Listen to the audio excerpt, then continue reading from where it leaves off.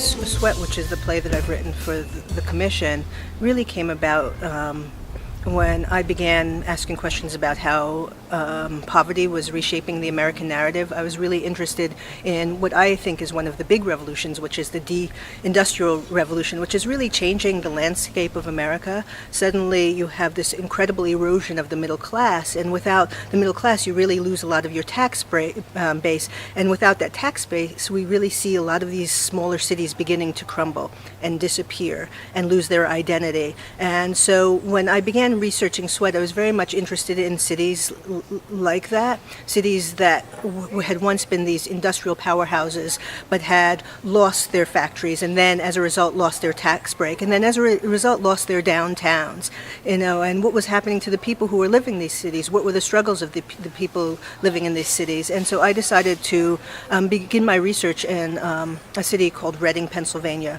which is in southeast Pennsylvania. There's nothing really to distinguish it from many other cities other than the fact that it used to be the center of the Reading Railroad, and it's where a lot of industry passed through in the early and mid 20th century. But in the late 70s and early 80s, and through the 90s and through 2000, they began to lose their industrial base. A lot of the factories, steel factories and textiles factories closed, and suddenly they went from being the solidly working class, vibrant city to being a city that really had lost its identity.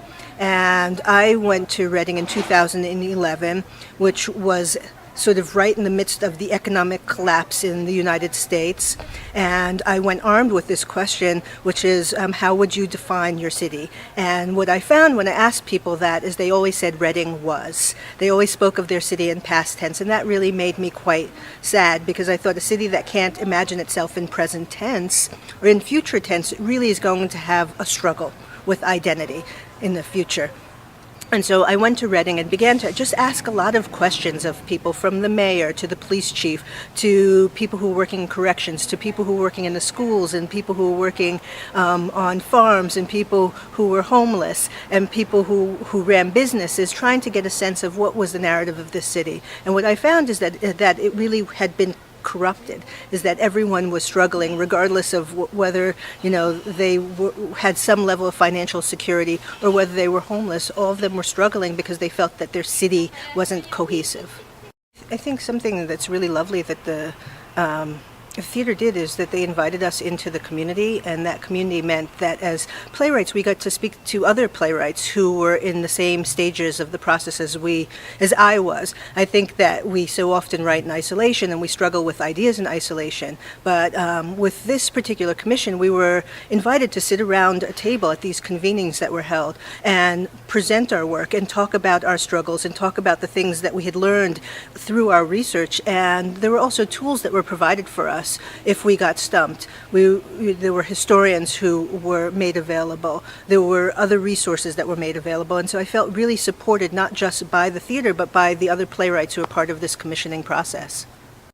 Well, I think for me the convening was really helpful, because I was able to share my ideas with other playwrights and get feedback and respond to questions that they had, and those questions really help expand the way in which I was approaching my research and thinking about the play. So often we don't get that feedback until we have a script, and it was really interesting to get feedback at a really nascent stage in the development of the play, which I think sent me in directions that I might not otherwise have gone.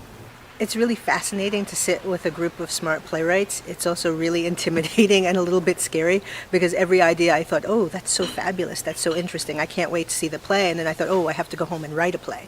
And I just love the level of engagement, sort of the intellectual engagement and the rigor of the conversations that we had in the room, which is not what I expected and not what I am accustomed to when I am sitting by myself in my office.